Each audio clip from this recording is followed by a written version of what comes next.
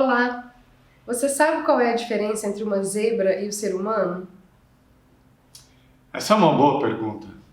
Estamos aqui juntos para mais um vídeo da série, explicando o nosso programa de 8 semanas aqui do CPM.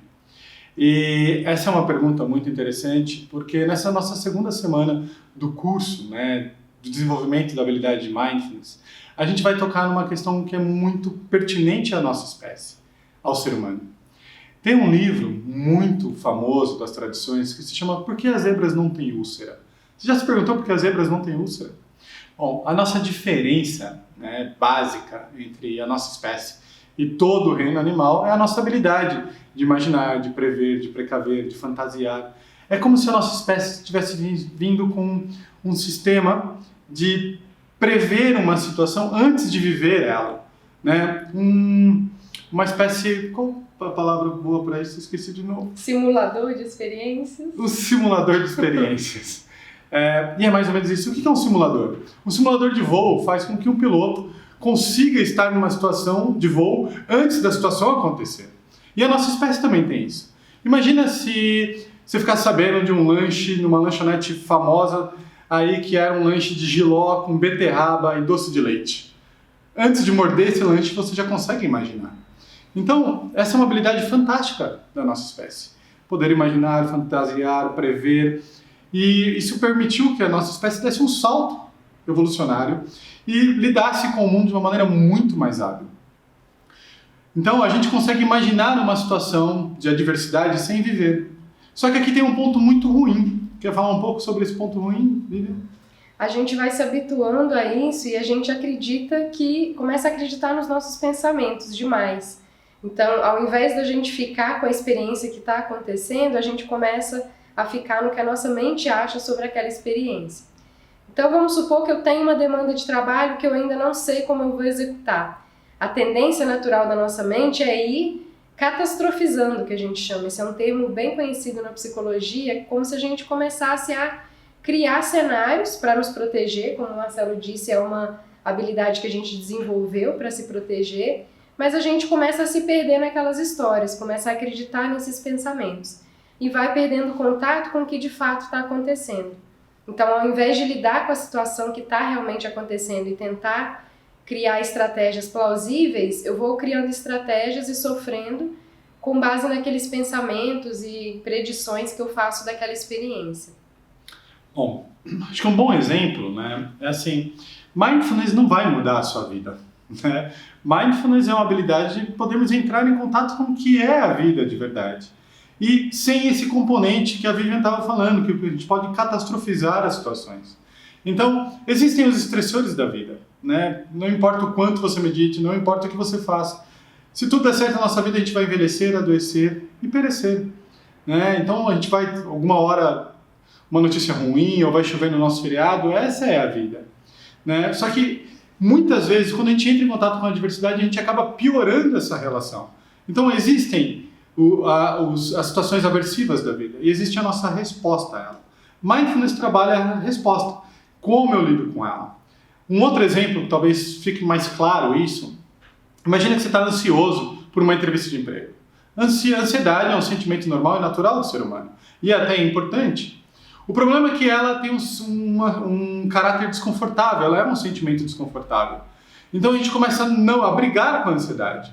E nesse momento eu fico ansioso por estar ansioso, triste por estar ansioso, com raiva por estar ansioso, com medo por estar ansioso, desesperançoso por estar ansioso. Ou seja, uma série de emoções que não tem nada a ver com a ansiedade. Então isso piora muito.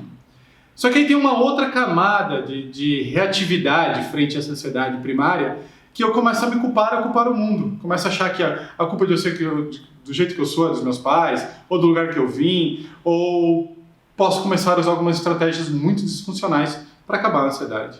Posso beber, posso fugir daquilo que era importante para mim, posso começar a tomar muitos remédios. Ou seja, a ansiedade, que é algo ruim, a nossa reação começa a fazer com que a gente piore muito ela. Que é essa nossa capacidade, e se acontecer tal coisa? E se a pessoa perguntar isso? Isso não sei o quê. Então cada vez vai ficando pior. Então o treinamento de Mindfulness, e nessa nossa segunda sessão, a gente começa a trabalhar essa nossa relação com o mundo. E para isso nós utilizamos algumas práticas, alguns exercícios. Quer falar um pouco, Vivian? Como a gente já falou, na primeira semana a gente trabalha muito o contato com o corpo, porque como a gente foi desenvolvendo muito essa habilidade de ficar nos nossos pensamentos, a gente quer voltar para o corpo, quer identificar o que o corpo está sentindo. Porque como o Marcelo estava falando, quando a gente está sentindo essa série de emoções e pensamentos, o corpo não sabe que a gente não está passando por aquela situação. Então o corpo está experimentando todas aquelas sensações e às vezes a gente não se dá conta. Então a gente começa com práticas de consciência corporal e nessa segunda semana a gente começa a trabalhar também com a nossa respiração. São práticas de meditação que nos ajudam a entrar em contato com a respiração, porque a respiração também mostra muito como a gente está se sentindo. E talvez ela possa ser uma âncora para a gente retornar, sair daquele lugar dos pensamentos e voltar, e ao mesmo tempo também nos ajuda a identificar como a gente está se sentindo. E aí, as pessoas que, naturalmente, né, o tema dessa sessão é como vivemos, porque a maioria de nós se envolve nesses pensamentos, começa a ter alguns desafios, algumas dificuldades ao fazer essas práticas. Porque elas vão achando que por ela ser ansiosa, por ela estar presa nos pensamentos, isso não deve ser para ela. E aí, na verdade, esse é um processo muito natural que acontece na prática de qualquer pessoa que pratica. Tem alguns elementos, alguns desafios da prática que a gente chama que estão presentes universalmente para todo mundo que tenta fazer isso. Você quer falar um pouco mais? Posso falar. Uma coisa que me veio na lembrança quando você estava falando, olha a nossa capacidade de imaginar, é que isso aqui que a gente está falando é algo muito presente, né, Vivian? Que é a mente quando fica presa lá no passado, ruminando, lembrando, ou aquela mente que fica presa lá no futuro. Todos nós já vivemos isso, né? Isso é a nossa espécie. E aqui lembra, né? Essa é uma das grandes diferenças. Uma zebra não sofre, né, por aquilo que pode vir a acontecer. Ela vive. E a gente, com medo do que pode vir a acontecer, a gente acaba muitas vezes não vivendo, né? E aí a gente utiliza, como a Vivian falou, algumas práticas de meditação. E nessa semana a gente começa a trabalhar com práticas da respiração.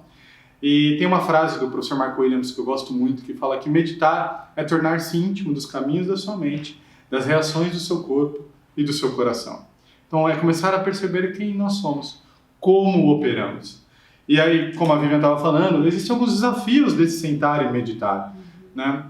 Talvez seja legal falar um pouco sobre a meditação, bem pouco. Temos um vídeo só sobre isso, procure aí no nosso canal, você vai ver. Mas para quem está vendo aqui, meditar não tem nada de muito mágico quando a gente está falando de meditação mindfulness, né? Algumas tradições chamam a nossa mente de mente macaco. Qual que é a natureza de macaco? Pular de galho em galho.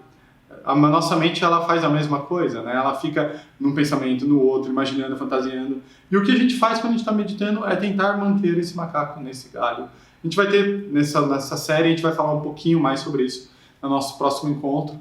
Mas, então, é um treinamento sistemático de começar a trabalhar a minha atenção em cima de uma atitude e uma maneira específica de entrar em contato com esse presente momento. Isso tem desafios, né?